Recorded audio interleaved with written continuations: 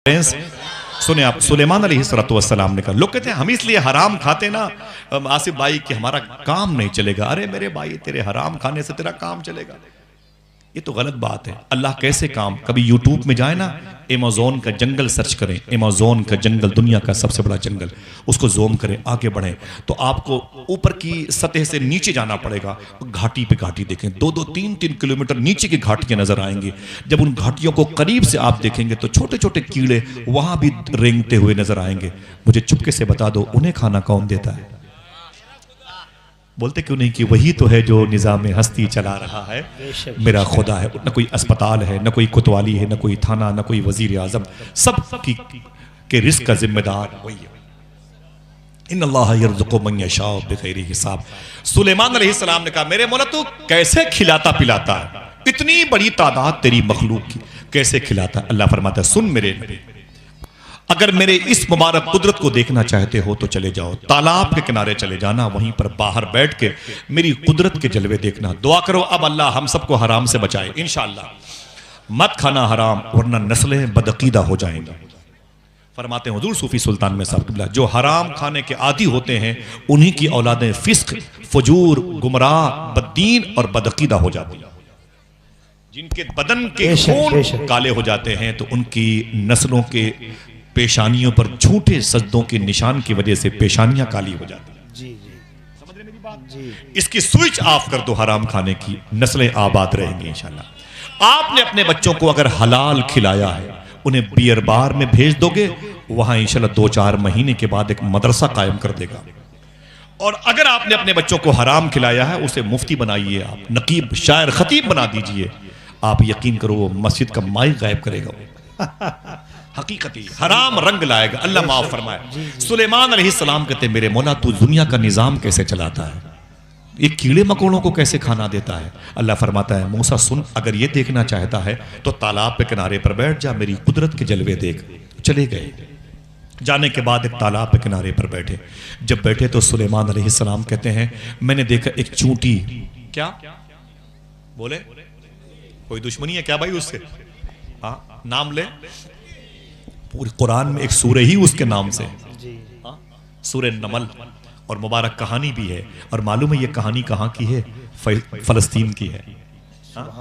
हत्ता इदा नमलतुन क़ालत नमलतुन या अय्युहन नमल उदखुलू मसाकिनकुम। बड़ी मुबारक कहानी है, सुभान अल्लाह। तो कहते हैं कि चूंटी मैंने देखा ना, तो उसके मुंह में एक दाना था चावल का। चूंटी और यूं राउंड ले रही थी, इधर से उधर, इधर से उधर चल रही थी, इधर से उधर चल रही थी।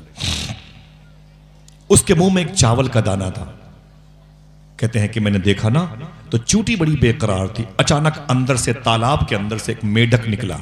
ये कौन कह रहा है? सुलेमान अलैहिस्सलाम, जिनका ताल्लुक इसी फलस्तीन से है। हैकले सुलेमानी, हैकले सुलेमानी, आपने देखा, सुना? वो कहते हैं मैंने देखा तो मेढक बाहर निकला। जब मेढक बाहर निकला तो उसने अपना मुंह खोला। जब मुंह खोला ना तो चूंटी उसके पैर पे चढ़ के उसके मुंह के अंदर चली गई। मेढक ने अपना मुंह बंद कर लिया और मुंह बंद किया और तालाब में डुबकी लगाई, गायब हो गया। सुलेमान अलैहिस्सलाम कहते हैं मैं ये सोचने लगा ये क्या मामला है। थोड़ी देर के बाद मैंने देखा तो मेढक बाहर आ गया। जब बाहर आया तो उसने मुंह खोला तो चूंटी उसके मुंह से बाहर निकली, पैरों के रास्ते से होकर के अपनी बिल में चली गई। वापस हुई तो उसके मुंह में चावल का दाना नहीं था। सुलेमान अलैहिस्सलाम कहते हैं मैंने कहा, अरे मेरे मौला ये क्या माजरा है? अभी तो चूंटी तड़प रही थी, इसके मुंह में चावल का एक दाना था। मेढक आया, उसके मुंह में गई, मुंह बंद किया, अंदर चला गया। वापस आया तो मुंह खोला, चूंटी बाहर आई, बिल में चली गई और फिर मेढक गायब हो गया। अल्लाह फरमाता है, ऐ सुलेमान सुन मेरी कुदरत के जलवे। इसी तालाब के बिल्कुल बीचों बीच में एक टापू है। टापू समझ गए? एक जजीरा है, उभरी हुई मिट्टी है, थोड़ा सा एरिया उभरा हुआ है। उसी टापू में एक कीड़ा रहता है, उसे मैंने अंधा पैदा किया है। एक कीड़ा रहता है, उसे मैंने अंधा पैदा किया है। उस कीड़े को खाना ले जाने के लिए मैंने मेढक पैदा किया है, ये चूंटी पैदा की है। अल्लाह अल्लाह, ताकि ये ट्रांसफर करे खाना। उसकी जिंदगी के लिए मैंने 2 और जिंदगियां बनाई हैं। अल्लाह अकबर। आवाज आई, वही तो है जो निजाम हस्ती चला रहा है। पूछी बोलो, वही तो है जो निजाम हस्ती चला रहा है। मेरा खुदा है, दुआ करो अल्लाह हम सबको हलाल खाने की तौफीक अता फरमाए। गुफ्तगू इधर जा रही है। जनाब आसिम कहते हैं, क्या टाइटल क्या है? रहमत दो आलम कॉन्फ्रेंस। क्या टाइटल है? रहमत दो आलम। हुजूर माँ के पेट के बच्चे के लिए भी रहमत है। एक दो बातें बताऊंगा, ज्यादा नहीं, और हालांकि मैं बहुत लंबी गुफ्तगू इस पर कर सकता हूँ। इन बुजुर्गों की जूतियों का ताज सरकार गौस पाक के सदक़े में, वो ये पर्चा है मेरे सामने कि हुजूर गौस पाक की बातें कीजिए। कभी करूँगा इंशाअल्लाह। अभी तो मोहब्बत है। अल्लाह ताला गौस पाक के इन फ़कीरों पे करम फरमाए।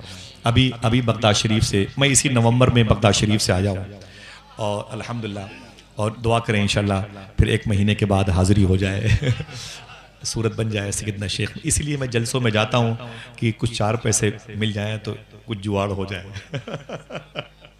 समझ रहे हैं। बहरहाल दुआ करें सरकार गौस पाक के रोज़े में हाज़िरी हो, आप सबकी हाज़िरी हो इंशाअल्लाह। इंशाअल्लाह कह दें। हनीफ भाई घर पे आए थे दोस्तों के साथ, मुझे बड़ी खुशी हो रही इतनी मुबारक महफिल में। अल्लामा याकूब साहब किबला, बिल्ड जो होता है वो नात खानी के लिए होता है, लेकिन इस कुल्लिये को गलत साबित कर दिया आपने कि हम सिर्फ नात खानी सुनते हैं। ऐसा नहीं है। अगर कोई गुफ्तगू करे तो आप हुजूर से मोहब्बत करने का इश्क भी जाहिर कर देते हैं। अल्लाह आप सबके माँ बाप की मग़फ़िरत फरमा दे, आमीन कह दें। जनाब आसिम कहते हैं कि हुजूर मेरी 6 बच्चियाँ, 5 बच्चियाँ मैंने दफन की है, और जब 6वीं बच्ची मेरी बीवी के पेट में आई तो मैं बिजनेस के लिए मुल्क शाम या बसरा चला गया था। मेरे घर में जब बेटी पैदा हुई तो मेरी बीवी को मोहब्बत में उसे दफन करने के लिए शर्म महसूस, डर लगा। उसने उसे दफन ना किया। कैसे उसे मारती? उसके जिस्म का टुकड़ा था। कहानी याद है आपको? शुरू की बात है। जनाब आसिम कहते हैं हुजूर 5 बच्चियां जिंदा मैंने दफन की थी।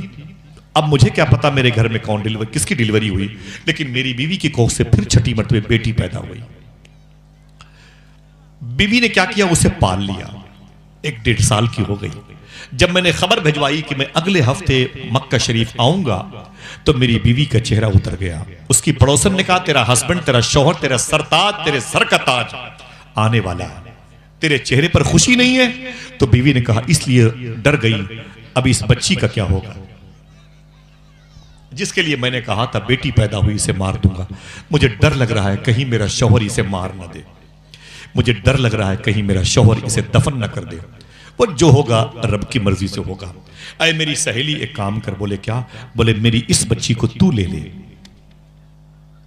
मेरी इस बच्ची को तू ले ले, अपने घर में रख, इसकी परवरिश कर। मेरा शौहर आएगा उससे कह दूंगी बेटी पैदा हुई थी, मैंने उसे दफन कर दिया, इसे तू रख ले।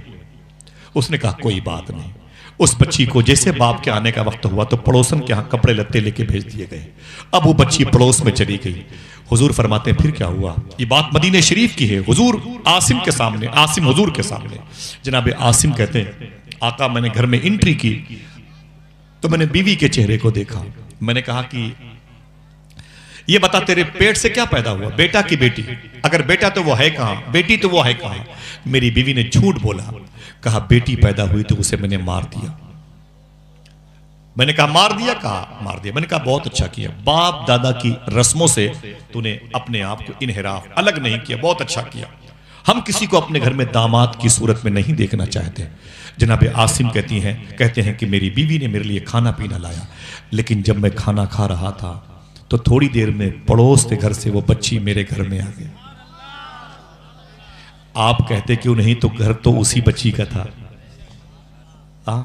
घर तो उसी बच्ची का था। आसिम कहते हैं वो घर में आ गई। मैंने कहा ये कौन है, इसे बाहर फेंक। तो उसने कहा माफी चाहती हूं, नाराज मत हो, ये पड़ोस की बच्ची है, नाराज मत हो, ये पड़ोस की बच्ची है, इसे जान दे। मैंने कहा बाहर ले जा इसको। उस पड़ोसन ने उसे उठाया, लेके चली गई। आसिम कहते हैं कुछ देर के बाद फिर वो बच्ची घर में आ गई। मैंने कहा ये मनहूस फिर आ गई, इसे बाहर फेंक। मेरी औरत डर गई, बोले आप नाराज मत हो, मैं इसे पहुंचा के आती हूँ। आसिम कहते हैं 1 दिन 2 दिन 4 दिन हुए। एक दिन मैं सो रहा था, मैंने क्या देखा, वो बच्ची मेरी बीवी के दुपट्टे के पीछे छुप करके मुझे देख रही थी।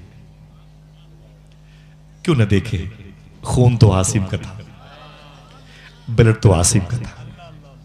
जनाब आसिम कहते हैं उसका यूं देखना मुझसे देखा ना गया, मेरे दिल में हल्की सी मोहब्बत उसकी तरफ से पैदा हो। कहते मैंने कहा कि अपनी बीवी से इस बच्ची को मेरे पास भेजो। जब करीब आई ना तो मेरी बीवी डर रही थी कहीं मार न दे। लेकिन मैंने उस बच्ची को और करीब बुलाया, उससे प्यार किया। आसिम कहते हैं जब मैंने उस बच्ची को अपने सीने से लगाया ना, तो जो सुकून पहली मर्तबा मुझे मिला है, इससे पहले कभी नहीं मिला था। लगातार 5 बच्चियों को जिंदा गाड़ने वाला आसिम कहता है, आका उस बच्ची को जब मैंने सीने से लगाया ना, तो मेरी सारी थकावट के जरासीम को शिकस्त अता होगा। मेरे दिल को बड़ी ठंडक महसूस हुई। फिर आहिस्ता आहिस्ता उस बच्ची को पड़ोस के घर से बुला के मैं उसे अपने हाथों से खाना खिलाता था। मैं उससे प्यार करने लगा। मिसाल के तौर पर बाजार जाता तो उसके लिए सामान लाता था, और कभी कभी अपने सीने पर उसे सुलाता, मुझे सुकून मिलता, उस बच्ची को बड़ी राहत मिलती। आसिम कहते हैं मैं उसके बगैर अब न रह पाता। उसकी मोहब्बत मेरे दिल में बैठ गई। मैंने अपनी बीवी से कहा ये बच्ची बड़ी प्यारी है। बीवी ने कहा पड़ोस की है। तो मैंने कहा कि अगर ये बच्ची मेरी अपनी होती तो मैं इसे ना मारता, इसे पाल लेता। आसिम कहते हैं मेरी बीवी ने कहा जब मैंने देखा कि ये तवा गर्म है, अब इस पर हथौड़ा चला दिया जाए, तो मैंने सच उगल दिया। मैंने कहा ये पड़ोस की नहीं है मेरे शौहर, ये आप ही की बच्ची। सुभान अल्लाह, सुभान अल्लाह। इतना कहना था। जनाबे आसिम कहते हैं मेरी आंखें फट गई। मैं खूब रोया लिपट के उस बच्ची से, खूब रोया। वो 5 बच्चियों का प्यार मैंने उसी से किया। मैंने कहा आज मुझे पता चला है बच्चियां कितनी प्यारी होती हैं। इसकी आंखें थकावट को दूर करती हैं, इसकी पेशानी का बोसा जिस्म को राहत देता है, इसके होंठों का बोसा देने पर दिल को सुकून मिलता है। अरे मेरी बीवी, मेरी 5 बच्चियां ना रही, एक बच्ची से इतना सुकून मिल रहा है। अगर वो 5 होती तो घर तो सुकून का मरकज और सेंट्रल पॉइंट होता, दारुस सल्तनत कहलाता, मेरा घर सुकून का गहवारा होता। लेकिन अरे मेरी बीवी खबरदार, किसी को बताना नहीं कि आसिम के घर में बेटी है, वरना मेरे जो टपोरी दोस्त हैं जो बच्चियों से नफरत करते हैं मुझे तनकीद करके पत्थर मार देंगे। कहते हैं कि आहिस्ता आहिस्ता मैं बच्ची को पालता रहा। बच्ची 3-4 साल की हुई, अचानक खबर मक्के में फैल गई, लीक कर गई बात कि आसिम बेटी को पालता है। मुझे बुला लिया मेरे दोस्तों ने, बोले बैठ बैठ। मैंने कहा क्या बात है? बोले बैठना भाई। आसिम कहते हैं हुजूर मैं बैठ गया। मैंने कहा क्या बात है, आप लोग नाराज क्यों हैं? मेरे दोस्तों ने कहा जालिम कहीं के 5 बच्चियों को दफन करने के बाद तेरा दिल पत्थर कैसे हो गया? मैंने कहा क्या बात है? बोले सुनने में आया कि तू बेटी पालता है। मैंने कहा भाई ये कैसी बात है? बोले नहीं, कन्फर्म खबर हम लोगों ने ले ली है। क्या किसी को दामाद बनाएगा, अपने घर बुलाएगा, उसकी आओ भगत करेगा, उसके लाड प्यार करेगा, उसकी नाज बर्दारी करेगा? तुझे शर्म नहीं आती? अपने बाप दादा की रस्मों से अलग होता है। आसिम तेरा समाजी बाईकाट होगा, तुझसे कोई दोस्त बात नहीं करेगा। आसिम कहते इतना टॉर्चर किया, इतना टॉर्चर किया कि मेरे अंदर का शैतान जाग गया। अब मैं गुस्से से उठा पड़े तमतराक के साथ। आसिम कहते मैं चीखता हुआ अपने घर आया, वो लात मारी दरवाजे पर, धड़ाम से दरवाजा के पल्ला खुला। मैं अंदर गया तो मैंने क्या देखा, मेरी बीवी बैठी हुई थी, उसकी रान पर मेरी चांद जैसी गुड़िया लेटी हुई थी और मेरी बीवी उसकी जुल्फों को संवार रही थी। मेरे अंदर शैतान जागा हुआ था। मैं गया और जोर से आवाज बुलंद की और अपना हाथ आगे बढ़ाया और अपनी उस बच्ची के बालों को पकड़ के यूं उठा लिया। कहते जैसे वो बच्ची मेरे हाथों में आई, मैंने कहा तुझे मार दूंगा, तू बेटी आई। अब मुझे याद आया मेरी बीवी ने मेरे पैर पकड़ लिए। उसने कहा ना ना ना, मेरे शौहर से मैंने पैदा किया, इसे मैंने पाला, इसे मैंने पोसा। अरे मेरे शौहर आसिम, इसे मत मारे, तुम तो इससे मोहब्बत करते हो, तुम तो इससे प्यार करते हो, इसे मत मारो, इसे मत मारो, इसे मत मारो। आसिम कहते नहीं, मेरे अंदर शैतान जाग गया था। मैंने फावड़ा, कुदाल जो भी था उठाया सामान। मेरी बीवी ने मेरे पैर पकड़ लिए, मैंने लात मारी तो दरवाजे से जाके लगी, उसका सर फट गया, उसके सर से खून निकला। मैं आगे बढ़ा, मैं उस बच्ची के बाल को पकड़ के उसे घसीटते हुए जा रहा था। आसिम कहते हैं कि हुजूर मेरी बच्ची रोती थी, अब्बू मेरा कसूर क्या है? आप तो मुझसे मोहब्बत करते, बगैर मेरे मुझसे अपने साथ लिए हुए खाना नहीं खाते। आज दर्द की वजह क्या है? क्या मैंने बिगाड़ा है आपको? कौन सी फरमाइश कर दी है कि आप मुझसे नाराज हो गए? आसिम कहते हैं मैं कुछ जवाब न देता था, उसके बालों को पकड़ के उसे घसीटता रहा, घसीटता रहा। अचानक हुजूर फरमाते क्या हुआ? जनाबे आसिम कहते हैं 5 बच्चियों को मैंने घर से दफन किया है, लेकिन ये आवाज कभी नहीं आई जो उस दिन आई। बोले वो आवाज कैसे आई?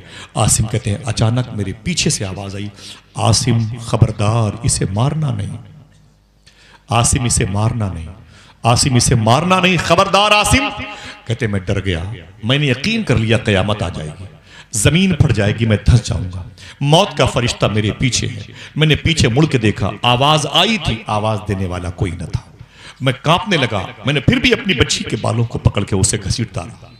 हुजूर फरमाते हैं फिर क्या हुआ? आसिम कहते हैं मैं वहां ले गया मकबरतुश्शिब का। मैं जब भी मक्का शरीफ जाता हूं वहां जरूर जाता हूं। आपसे गुजारिश है साहिबो, आप भी जाया करो, जहां बच्चियां जिंदा दफन हुई है वहां जाया करना इंशाअल्लाह। बोले इंशाअल्लाह। आसिम कहते हैं कि हुजूर मैं उस बच्ची को लेकर चला, आवाज बराबर आती थी, आसिम इसे मारना नहीं, खबरदार आसिम इसे मारना नहीं। मैं डर जाता था कहीं आसमान मेरे ऊपर न गिर पड़े, कहीं जमीन मुझे अपने अंदर निगल न ले, मौत का फरिश्ता कहीं मुझे अपनी दस्तरस मुट्ठी में न ले ले। मैं पीछे मुड़ के देखता था तो कोई नजर नहीं आता था, कोई नजर नहीं आता था। मैं परेशान हूं। लेकिन गया मैंने जब गड्ढे खोदने शुरू किए तो दोपहर का वक्त था। मेरी बच्ची कांपने लगी। जब मिट्टी उड़ करके मेरे लिबास पर पड़ती थी तो मेरी बच्ची उठ करके अपनी उंगलियों से मेरे लिबास की मिट्टी को साफ करती थी। अब्बू क्या कर रहे हैं दोपहर में? आप नाराज भी लग रहे हैं, आप ये गड्ढा क्यों खोदते हैं, क्या कर रहे हैं? वो कहते मैं कुछ न बोलता, मतलब भर का गड्ढा हुआ तो जनाबे आसिम कहते हैं मैंने अपनी बच्ची को उठाया, उसके बाल को पकड़ा, उसमें उठा के पटक दिया और मैंने एक पैर से उसकी गर्दन पर रखा, दूसरे पैर से मैंने अपना बैलेंस बराबर किया और मिट्टी मैं अपनी बच्ची के जिस्म पे डालने लगा। मेरी बच्ची चीखती रही, मेरे बाप मेरा कसूर क्या है, मैंने कौन सी फरमाइश कर दी है कि आप मुझे जिंदा काट रहे हैं। जब उसने देखा कि मेरी बात सुनी नहीं जा रही है तो मेरी बच्ची मरने से पहले अपनी पलकों से आसमान की तरफ देख करके उसने कहा था, ऐ मेरे मौला मेरा कसूर क्या है, मैंने पैदा होने के लिए अर्जी नहीं लगाई थी तेरी बारगाह में, तेरी मर्जी से मैं पैदा हुई हूं, कोई गुनाह न किया मेरे मौला मैंने, फिर मुझको इतनी बड़ी सजा क्यों दी जा रही है। मेरी बच्ची तड़पती रही, मैं मिट्टी डालता रहा। आवाज मेरी बच्ची की आखिरी आई थी, यूं लग रही थी, उस आवाज को जोड़ करके बताऊं तो मेरी बच्ची कह रही थी, मेरे मौला मेरी दुआ है अब किसी माँ की कोख से निकलने वाली बच्ची को कोई दफन ना करे, ऐ मेरे मौला सबकी तकालीफ मेरे हवाले कर दे, अब इस जमीन पर कोई ऐसा शख्स भेज दे जो इस बुरी रस्म की कलाई को मोड़ने वाला हो, ऐ मेरे मौला भेज दे कोई रहमतुल आलमीनी का लिबादा ओढ़ के नजर आने वाली जात को, जो यतीमों से मोहब्बत करे, जो गरीबों से मोहब्बत करे, जो बेवाहों से मोहब्बत करे, जो गरीब नवाजी वाला काम करे, जो हम जैसी बच्चियों को मरने से बचाए, भेज दे मेरे मौला। उसकी सांसें अटक गई और मेरी बेटी मर गई। मैंने उसे उसमें दफन कर दिया, आप आ गए। हुजूर मेरी रातों की नींद उचट गई, उचट गई मेरी नींद, मैं बर्बाद हो गया, मैं कहीं का ना रहा। जब सोने के लिए बैठता तो मेरी बच्चियां याद आती थीं, खाने के लिए बैठता तो मेरी बच्ची की चीख याद आती थी। वो तो अल्लाह का फजल है, ऐ आका आप मिल गए, वरना खुदकुशी करने की ख्वाहिश पैदा हो गई थी।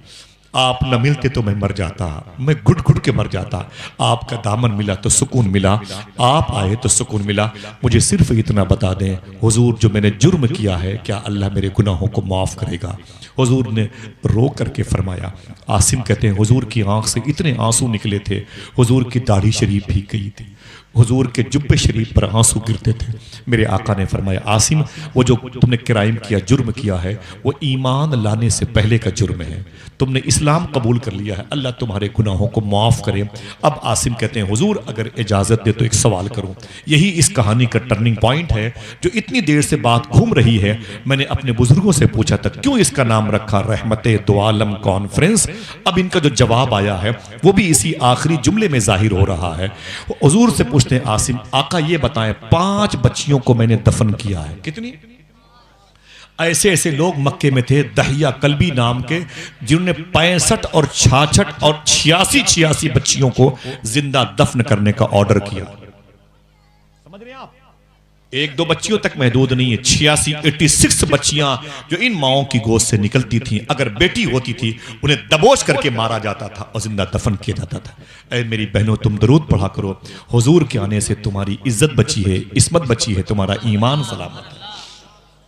जरा मोहब्बत से बोले रहमते दो आलम कॉन्फ्रेंस, हाथों को उठा के बोले रहमते दो आलम कॉन्फ्रेंस।